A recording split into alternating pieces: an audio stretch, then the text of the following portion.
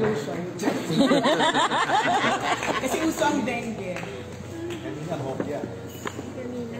Okay na yung hopya. Retirement gift. Kasi nakikita namin kayo mahilig kayo Hopya yan, hopya. Hopya like it. Hope you like it, sir. Hopya like it. Sige, buksan natin, sir. Sige, Wow.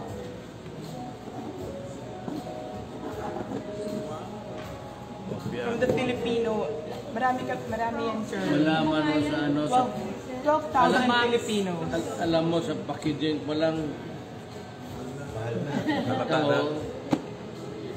mahal ito kayo. Filipinos. Itong Login, ano lang ito? Karton lang ito eh.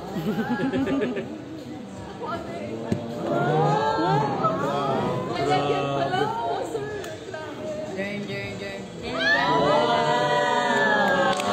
Salamat, Kuya Art. Hopya nga, hopya. Di ganito ha. I'm just wondering why there is such a is this a pretended ano o Pretended, sir. ouch sa tao sa lahat mo. No, sir. Alam mo, sir. Alam mo ni Pilipino uso eh. Hindi.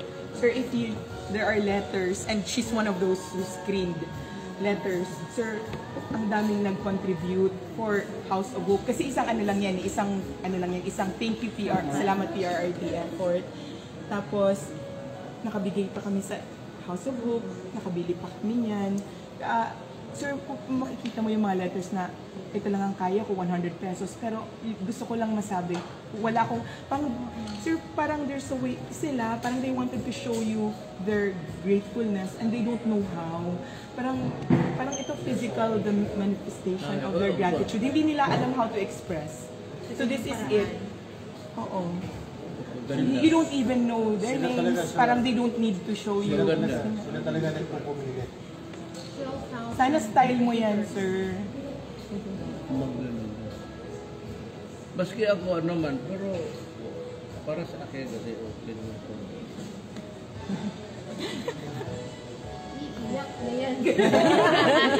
Yeah, pero sir, seryoso sir. Mars, share mo yung ibang nabasa mo. Sir, mga ano. Pasa mo na lang sa lahat. Maraming salamat po. Sir, lang pa-picture na lang. Pa-picture na pa. Sexy, sir. Sir, paulit na po yung maraming salamat po. Ayun.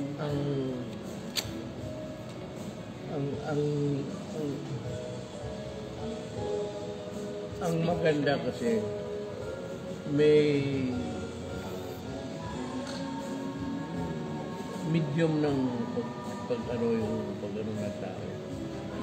Hindi naman sa newspaper, hindi naman sa ano lang sa Common tao po. Word of mouth lang yun, sir. Word of mouth. Lahat. salamat.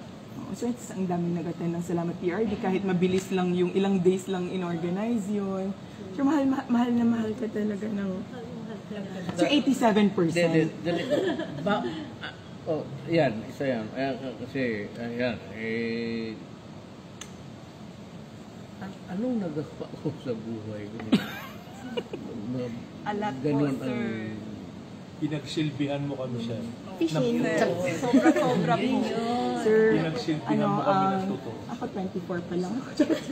Pero ang dami sir sa amin na parang this is the first time we felt like our government cared for us. I mean, no offense. Ngayon pa ako hindi nag-offend. No offense to the previous, but parang for many of us, this is the first time we felt that there was a government really caring for us. In many ways, sir, for some it's the drug war. For some, it's the build. And ang daming reasons. And it's all in this book. As yung segue. Na maraming, yung ibang OFW, sir, marami dyan, sir, OFWs nagbigay kahit na, hindi naman sila mayaman, but nagbigay sila kasi na-feel nila na, lalo yung one-stop shop, yung parang na-feel nila na parang, sir, your promise was a comfortable life for all Filipinos. That's what, you didn't want a grand,